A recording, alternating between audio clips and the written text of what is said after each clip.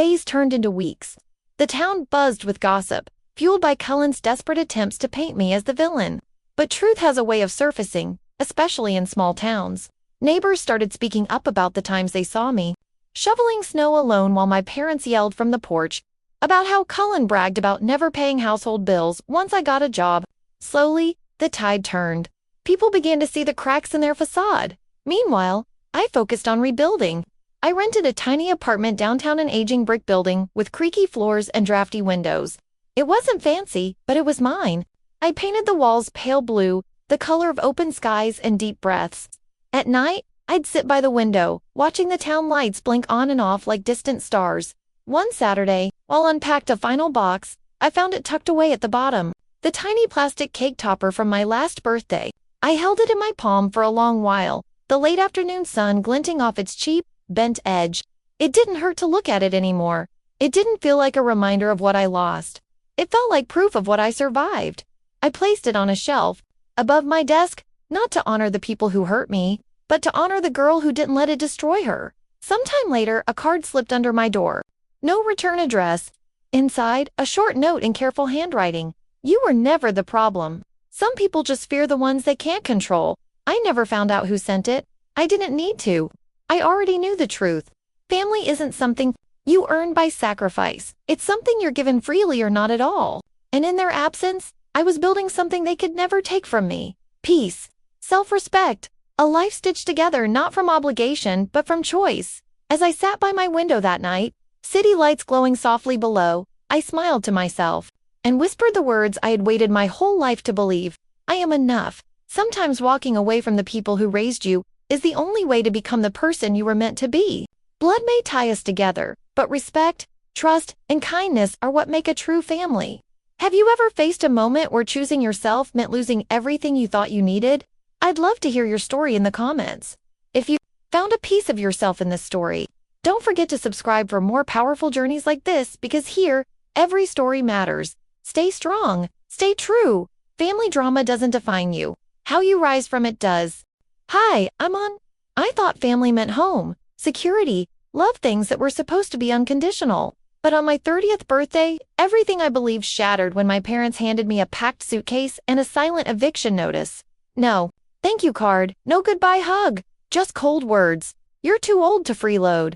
I had paid their bills for years, covered their debts, kept the lights on during months when their checks bounced or their priorities shifted elsewhere. And yet, somehow, I was still disposable. The worst part wasn't being kicked out.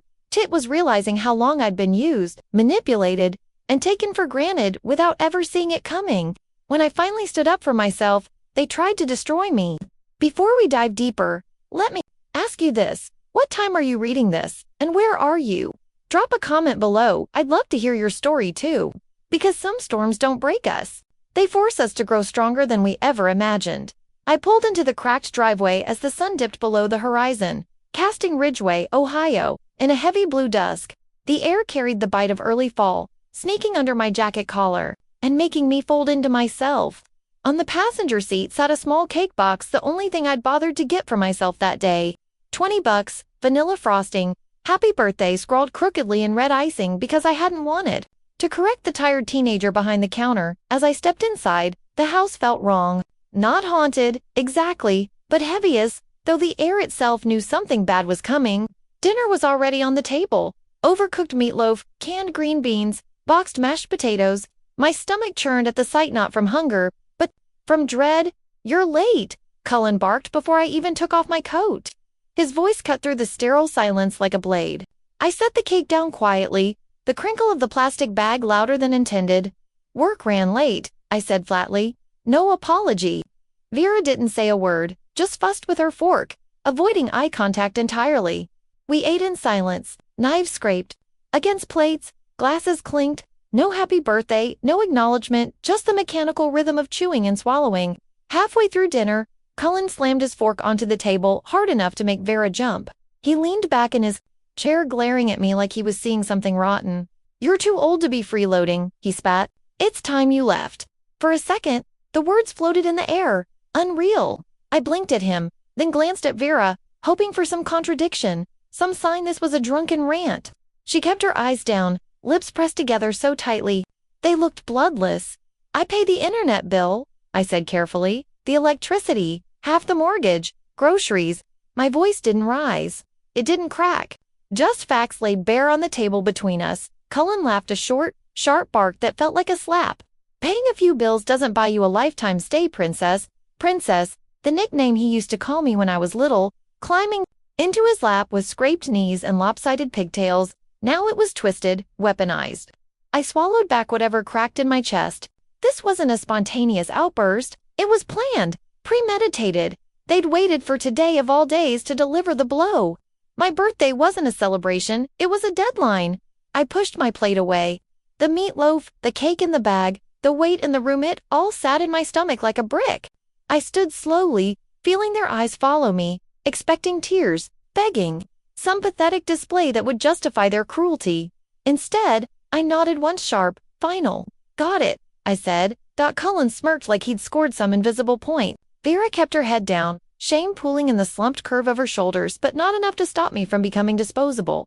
I walked toward the stairs, pausing briefly by the counter where the cake still sat in its bag. The plastic handle had stretched from the weight, digging into the soft foam of the box. One candle was missing. The stupid little box was probably jostled in the car, but it felt symbolic anyway. One candle missing, one person missing, one family missing. I carried the cake upstairs without looking back. Each step creaked under my feet, loud, accusing, final. I closed my bedroom door behind me and leaned against it, letting the hollow thud echo in my chest. This house was never mine. Maybe it never had been. Sitting on the edge of my bed, I stared at the packed bags I'd been too afraid to finish. Over the past few weeks, part of me had known this was coming. Maybe not today, maybe not so cruelly, but someday. I thought I had time. I thought if I just kept helping, kept giving, I could fix it. Instead, I peeled off my jacket and folded it neatly over the suitcase. My hands moved mechanically, not because I wasn't hurt, but because I was done. As I gathered essentials, my mind clicked through logistics like clockwork. Cancel autopay for the utilities. Transfer my checks to my own account, not the joint. One my mother insisted I keep for emergencies. Find a storage unit until I figured out the rest. They didn't just kick me out tonight. They forfeited every ounce of gratitude I ever gave them without asking for anything in return. Outside my window, the wind picked up, rattling the last stubborn leaves off the maples lining the street. Another reminder that winter was coming. Fast, and I wouldn't be here when it hit. I opened my laptop and began dismantling the invisible cords that tied me to this place. Electric bill gone, water bill gone, gas bill gone. Each click felt like cutting a thread that had kept me tethered here, in a house where love was measured in convenience and betrayal wrapped in silence. Next came the bank account. The bank account, the one my mother insisted we keep joint for emergencies. I moved my remaining funds into a private account I'd set up months ago, back when a tiny voice inside me warned that this day might come. Transfer complete. The cable and internet accounts were next. Services they used daily, mindlessly, never realizing it was my name on the bills. My paychecks funding their binge-watching marathons and endless scrolling. Cancel, cancel, cancel. Each click was a small reclamation of power they thought I didn't have. When the last account was severed, I closed the laptop with a soft snap. The silence in the room felt different now, lighter, sharper. This wasn't about revenge. It wasn't even about anger anymore. It was about balance. They wanted me gone. Fine. But they would finally feel what it meant to lose the daughter, who had held their fragile little world together with invisible threads. Downstairs, the TV blared on, oblivious to the cracks forming beneath the surface. Tomorrow, they'd wake up to a colder, darker version of the life I'd worked so hard to maintain. But tonight, I allowed myself a rare moment of peace. Freedom isn't loud or dramatic, it's quiet, steady, and earned. And for the first time in years, I felt like I might actually deserve it. By morning, chaos erupted. Calls flooded in from neighbors, distant relatives, even former teachers, all parroting Cullen and Vera's narrative. How could you abandon your family? Guilt slithered into my chest, whispering doubts. Was I the villain in this story? Had I punished them too harshly? But then Tyler texted, "Dad told Mom to fake chest pains next, if guilt-tripping you doesn't work." That single sentence knocked the air out of my lungs. So that was the plan, not mending, not understanding, just another con. They didn't miss me. They missed what I could do for themselves. Numb, I tossed the phone onto the coffee table and curled into myself on the couch. The sun shifted across the floor, tracing slow golden fingers across Nora's secondhand rug.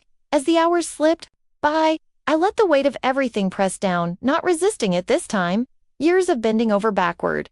Quiet sacrifices. Endless giving. Hoping it would be enough to earn a seat at a table that was never truly mine. It wasn't sadness anymore. It was something colder, sharper. By the time Nora came home, I was ready. I reached for my phone and scrolled through my contacts.